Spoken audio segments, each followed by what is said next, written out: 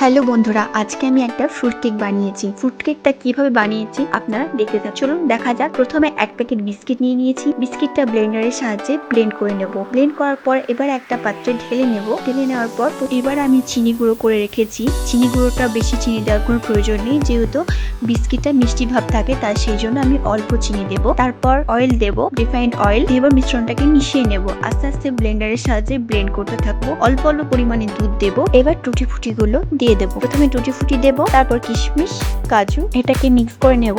এবার আমরা ইনো দেব।